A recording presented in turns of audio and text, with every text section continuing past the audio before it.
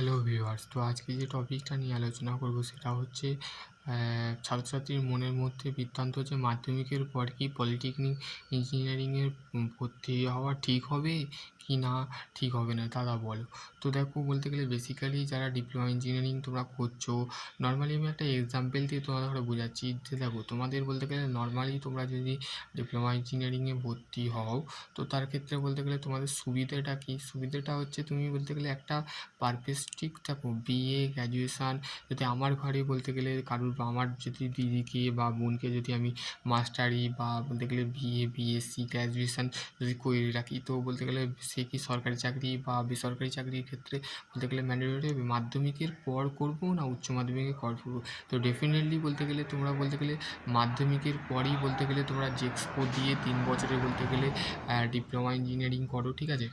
দেন তোমাদের বলতে গেলে এর মধ্যে বলতে গেলে তোমাদের যদি জেক্সপোর যদি বলতে গেলে নাম্বার যদি বলতে গেলে তোমরা যদি ভালো করতে পারো, দেন তোমাদের যদি বলতে গেলে নলেজ বলতে গেলে ডিপ্লোমা ইঞ্জিনিয়ারিং এমন একটা কোর্স শাখা বা কোর ব্রাঞ্চ বলা যেতে পারে, যেখানে তুমি বলতে গেলে নর্মালি যদি পাস করে বলতে গেলে তুমি যদি বেরোতে পারো, তো তুমি বলতে গেলে ভালো ভালো সেই রিলেটেড যে মাল্টিন্যাশনাল এমএনসি কোম্পানি আছে সেখানে তুমি জব করতে পারবে।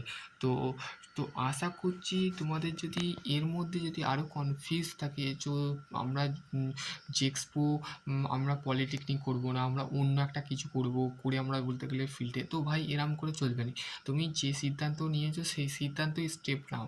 কেননা বলতে গেলে তোমাদের বর্তমান যে সময় যে বর্তমান যে সময়টা আছে সেই সময়টাকে বলতে গেলে যদি এই অল্প সময়ের মধ্যে তুমি এখন বলতে গেলে তোমার বয়স কত, 18 হতে পারে, তো সেই ম্যাক্সিমাম 18-19 হতে পারে। তো সেই ক্ষেত্রে বলতে গেলে মাধ্যমিক দিচ্ছ 18 বছর, তো তুমি ডিপ্লোমা করবে 3 ইয়ার্স, তো তোমার 3টে বছরে তোমাকে দিতে হবে।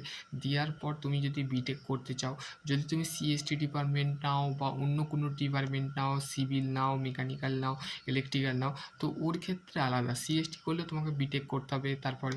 তো দেন তুমি যদি মেকানিক্যাল ইঞ্জিনিয়ারিং হও, তো 3 বছরে তুমি কোর ডিপার্টমেন্টে যদি পড়াশোনা করো বা 2 বছরে তুমি যদি পলিটেকনিক করো, 100% তুমি ভালো চাকরি পাবেই পাবে। তো এইটা আমি গ্যারান্টি দিচ্ছি, ঠিক আছে। তো এবার হচ্ছে দাদা, পলিটেকনিক তোমরা ভর্তি হবে, পলিটেকনিক বিষয়টা কী? পলিটেকনিক বিষয়টা হচ্ছে একটা ইঞ্জিনিয়ারিংয়ের ভাগ, ঠিক আছে। ইঞ্জিনিয়ারিংয়ের ভাগ যেমন বলতে গেলে নর্মালি যারা ডিএলডি করে প্রাইমারির জন্যে 2 বছরের করে, 2 বছর করার পর দেন তারা যারা গ্র্যাজুয়েশন করে তারাও বলতে গেলে প্রাইমারির টিচার হতে পারবে। কিন্তু ডিএলডি এমন একটা কোর্স যেখানে বলতে গেলে প্রাইমারির যে বলতে গেলে একটা অ্যাজ পার ট্রেনিং করানো হয় 2 বছরে। তো সেখানে বলতে গেলে তুমি 2 বছরের যে ট্রেনিংটা করছো, যেমন নর্মালি ডিএলডি করার পর বলতে গেলে প্রাইমারি টিচার হচ্ছো, দেন তুমি বলতে গেলে উচ্চ মাধ্যমিক বা মাধ্যমিকের পর কী হচ্ছে, তোমার বলতে গেলে রাস্তা দুটো খোলা আছে, একটা হচ্ছে আইটিআই আর একটা হচ্ছে পলিটেকনিক। তো পলিটেকনিকের সিস্টেমটা আমি বোঝাচ্ছি। পলিটেকনিক হচ্ছে অ্যাকচুয়ালি হচ্ছে কোর ব্রাঞ্চ, যেখানে বলতে গেলে তুমি 2 বছর হোক বা 2 বছর বা 3 বছর পরে তোমরা বলতে গেলে এমন একটা পজিশানে তোমরা দেখতে পাবে, যেখানে বলতে গেলে তুমি যে জবটা তোমাকে হায়ার করবে বা যে জবটা তুমি পাবে, সেখানে বলতে গেলে তুমি নর্মালি যে গভর্নমেন্ট যে রুলটা আছে সেই রুলটা তুমি বলতে গেলে এইখানে পাবে, ঠিক আছে। তো প্রাইভেট সেক্টরেও বলতে গেলে প্রাইভেট আর গভর্নমেন্টের মধ্যে পলিটেকনিকের চাহিদা কি কম না বেশি?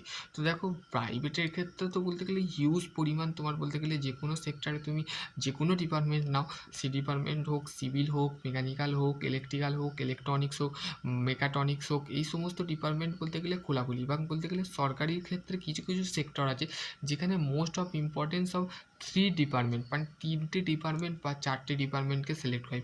ফার্স্ট অফ অল যে ডিপার্টমেন্ট হচ্ছে মেকানিক্যাল ইঞ্জিনিয়ার। তো মেকানিক্যাল ইঞ্জিনিয়ার যেমন আরআরবি, জেই আছে, এসএসসি জেই আছে।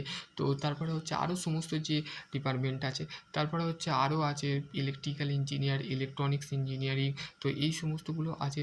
তো এর মধ্যে যদি তো তোমাদের বলতে গেলে যদি তোমাদের বাড়ি কেউ বলে যে দাদা আপনি কেন পলিটেকনিক করাচ্ছেন, পলিটেকনিক বেকার বেকার, তো ওসব কথা বাদ দাও। তো তোমার লাইফ, তোমার ডিসিশান, তোমার ফাইনাল ডিসিশান, তুমি কোন কোন পদে যাবে, কী নিয়ে পড়াশোনা করলে তোমার বলতে গেলে ভবিষ্যৎ উজ্জ্বল হবে। তুমি যদি আঁকতে ভালোবাসো, তো তুমি যদি কম্পিউটার চালাতে পারো, তো ডেফিনেটলি সিএসটি নাও, কম্পিউটার সায়েন্স নাও। তুমি যদি ভালো বাড়ির ড্রয়িং করতে পারো, ভালো তুমি তাহলে সিভিল ইঞ্জিনিয়ার নাও। তুমি যদি মেশিন ঘাঁটাঘাঁটি করতে পারো বা মেশিন সম্পর্কে জানতে চাও, তুমি মেকানিক্যাল ইঞ্জিনিয়ার নাও।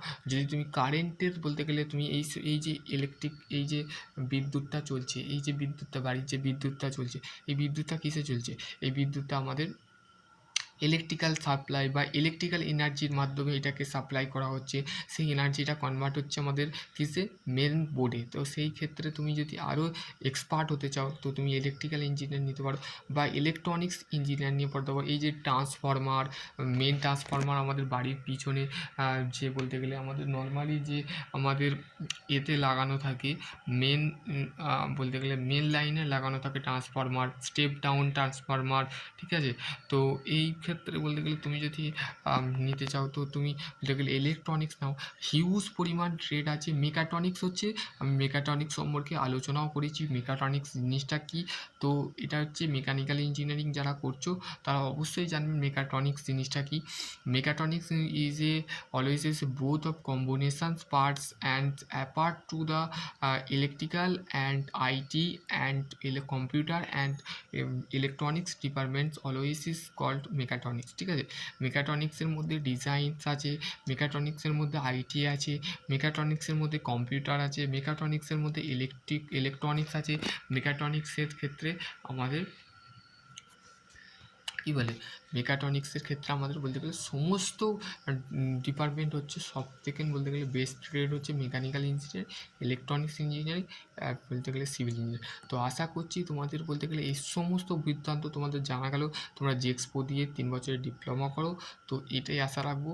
তো আর যদি তোমাদের আরও কোনো কোয়ারি থাকে, তো ডেফিনেটলি তোমরা কমেন্ট সেকশানে কমেন্ট করবে। সকলে ভালো থেকো, সুস্থ থেকো। এর মধ্যে যদি তোমাদের ভুল বিবর্তন থাকে, আমি সেকেন্ড পার্ট নিয়ে আসবো, অবশ্যই কমেন্ট করবে। সকলে ভালো থেকো, সুস্থ থেকো। Thank you.